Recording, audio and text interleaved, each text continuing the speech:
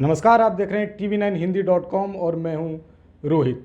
इस वक्त हम पश्चिम बंगाल में मौजूद हैं और इस वक्त हमारे साथ टीएमसी के बड़े चेहरे जो बंगाल की सियासी राजनीति में डेब्यू कर रहे हैं और क्रिकेटर रहे हैं, लंबे समय तक भारत के लिए खेला है, मनोज तिवारी हमारे साथ मौजूद हैं। हम उनसे बात करेंगे और तमाम चीज़ों से उनकी विचार जानेंगे और वो इस चुनाव को लेकर कैसे देखते हैं और उनकी क्या रणनीति होगी, इस पर हम बात करेंगे। मनोज जी, आपका बहुत बहुत स्वागत है। धन्यवाद। सबसे पहले ये बताइए कि एक लंबा वक्त दिया आपने क्रिकेट के मैदान पर और अब इस राजनीति की पिच पर, कैसे और ये अनुभव कैसा रहा? देखिए, पहले से ही मैं बता दूं कि जब मैं इस साल का T20 टूर्नामेंट जो होता है डोमेस्टिक क्रिकेट, BCCI जो करवाती है, उसको कहते हैं सैयद मुश्ताक अली। तो उसके पहले शुरुआत के पहले ही मुझे घुटने में चोट लग जाती है, जिसकी वजह से कार्टिलेज का इंजरी हुआ है और बहुत पेन हो रहा था। लेकिन डॉक्टरों ने कहा कि इंजेक्शन ले लो, पेन कम रहेगा लेकिन तुम खेल सकते हो। तो वो लेने के बाद पेन तो फ्री था लेकिन डिस्कम्फर्ट हो रही थी पैरों में। तो ये सब जब चल रहा था और इसको रिकवरी में 3-4 महीने लगेंगे, स्ट्रेंथनिंग करके, रिहैब करके। तो ये सब जब चीज़ें चल रही थी तब मैं सोच रहा था, तभी हमारी माननीय मुख्यमंत्री ममता दीदी का फ़ोन आता है मेरे पास और वो चाहती थी कि मैं उनके साथ रहूं, इस बार उनको सपोर्ट करूं, फाइट करूं इलेक्शन। तो उनका जब कॉल आता है तो मैं उसके बारे में उसके बाद सोचता नहीं हूँ, दोहराई भी नहीं रहती है जहन में कि मैं कहाँ जाना है मुझे और किस पार्टी के लिए जाना है। और क्योंकि दीदी को मैं अपना इंस्पिरेशन मानता हूँ, आदर्श मानता हूँ, क्योंकि वो एक ऐसी अग्नि कन्या है जो लड़ाई की अनुप्रेरणा है और उनको देख के मैं आगे बढ़ रहा हूँ और उनका साथ देना था, इसलिए मैं उनके साथ हूँ। अच्छा, पश्चिम बंगाल का एक नारा पूरे देश में गूंज रहा है, खेला होवे। क्या लग रहा है आपका? आप तो खेल के मैदान से हैं। देखिए, दीदी को पहले से ही पता था कि मैं इस बार खेला होवे, तो इसीलिए शायद एक खिलाड़ी को अपने खेल के मैदान में उतारी है, राजनीति के खेल के मैदान में। ऑब्वियसली खेला होवे जब बात होती है ना, तो लोगों को ये समझना भी ज़रूरी है किस चीज़ के बारे में बात हो रही है। बात उन्नयन के बारे में, जो उन्नति के बारे में, जो जो सुख सुविधा हमारी पार्टी दीदी ने जो प्रोवाइड किया है हमारे लोगों के लिए पिछले 10 सालों में और आने वाले 5 सालों में जो मैनिफेस्टो में निकाला गया है, उसमें अगर आप देखें जितने सारी स्कीम्स आई हैं, अगर आप लोग देखें और आप रिएक्शंस देखेंगे ना, तो आपको पता लग जाएगा कि लोग हमारे साथ हैं और चाहती हैं कि हमारी चीफ मिनिस्टर तीसरी बार चीफ मिनिस्टर बन के ये राज्य को संभाले, ना कि जो बीजेपी पार्टी है वो आए यहाँ पे और यहाँ पे राज करे। अगर वो बाई चांस आ जाते हैं तो बंगाल लूट जाने वाली है, क्योंकि हर चीज़ तो प्राइवेटाइजेशन कर दिया गया है उनके तरफ से। और जिस तरह की गंदी राजनीति करना चाहते हैं, वो राजनीति करके यहाँ टिक नहीं पाएंगे या घुस नहीं पाएंगे, क्योंकि यहाँ पे लोगों ने अपना राय दे चुके हैं और वो राय है कि टीएमसी की सरकार आने वाली है। अच्छा, आप शिवपुर विधानसभा से चुनावी मैदान में हैं। आपके नाम के ऐलान होने के बाद बीजेपी ने काफ़ी देर के बाद अपने प्रत्याशी को उतारा, तो आप उसको किस तरीके से देखते हैं और क्या रणनीति है उनको लेकर? आप देख, घबरा गए थे लगता है हमको, इसीलिए थोड़ा समय ले लिया। लेकिन जो भी है, जिनका भी नाम आपने देखा है, दिया है, उनके बारे में आप लोगों से अगर पता करेंगे ना तो आपको पता चल जाएगा। उनका रिपोर्ट कार्ड अगर आप लोगों से लेंगे तो पता चल जाएगा। हालांकि सुन के बहुत दुख पहुंचता है मुझे कि वो यहाँ पे थे 5 साल मेयर के हिसाब से, और जब डोर टू डोर कैंपेनिंग कर रहा हूँ, लोगों से वार्तालाप कर रहा हूँ, मिल रहा हूँ, सब लोग इतने गुस्से में हैं उनके प्रति कि क्या कहें। तो सुन के भी बहुत ख़राब लगता है। ये मेरी पहली बार है राजनीति के मैदान में, लेकिन लोगों में जो आक्रोश है, जो गुस्सा है, जो उन्होंने नहीं किया है यहाँ पे लोगों के लिए, कोई डेवलपमेंट नहीं किया है, तो सुन के ख़राब लगता है, गुस्सा भी आता है मुझे।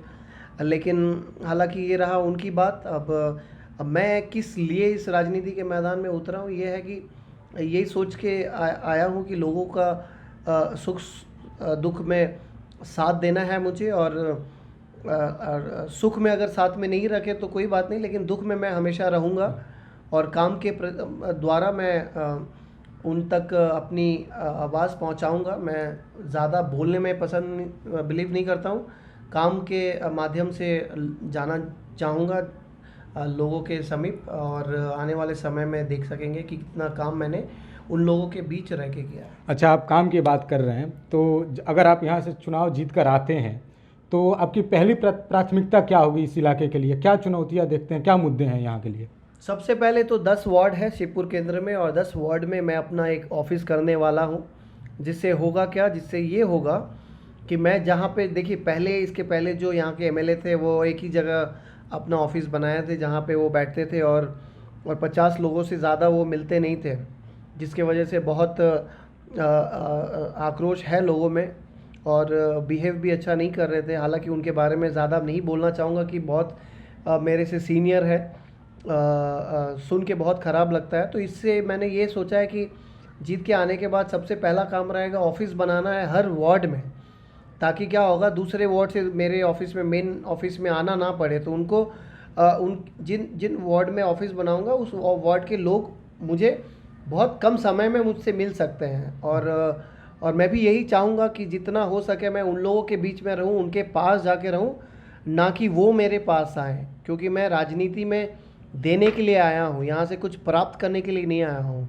क्योंकि भगवान के द्वारा सब कुछ पाया हूँ अभी तक, खेल के जगत से लोगों का प्यार रहा है, सम्मान रहा है, इज़्ज़त रहा है, सब कुछ रहा है। तो इसी सोच से मैं उतरा हूँ कि मुझे अब देना है, कुछ पाना नहीं। और देना क्या है, काम के द्वारा लोगों के चेहरे पे हंसियाँ लाना है, और डेवलपमेंट करनी है जो बची है। और आने वाले समय में मैं जब काम करूँगा तो उनके चेहरे पे वो खुशियाँ देख के मैं सेटिस्फाइड हूँ।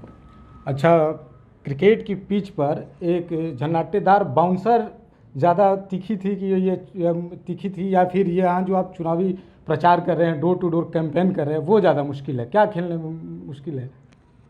देखिए, दोनों अलग अलग चुनौती है।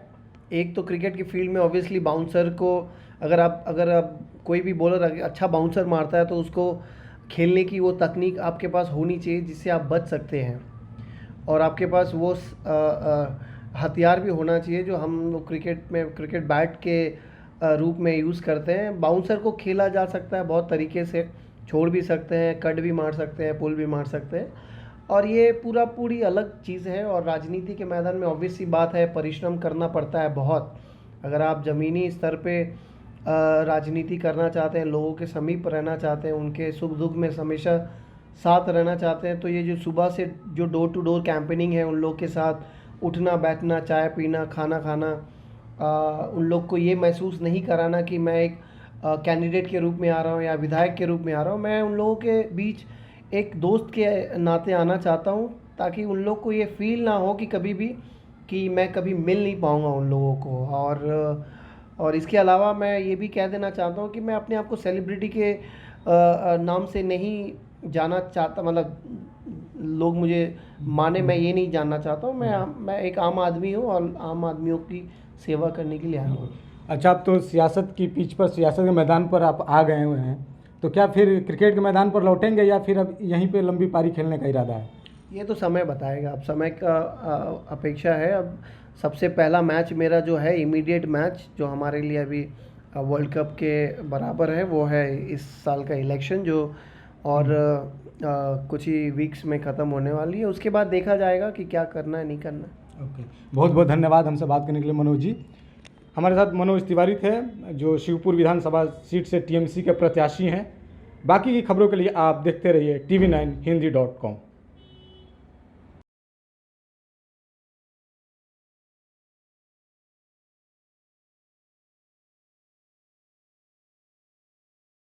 आपकी सेहत आपकी बात, देखिए कैसे रहें फिट मेरे साथ।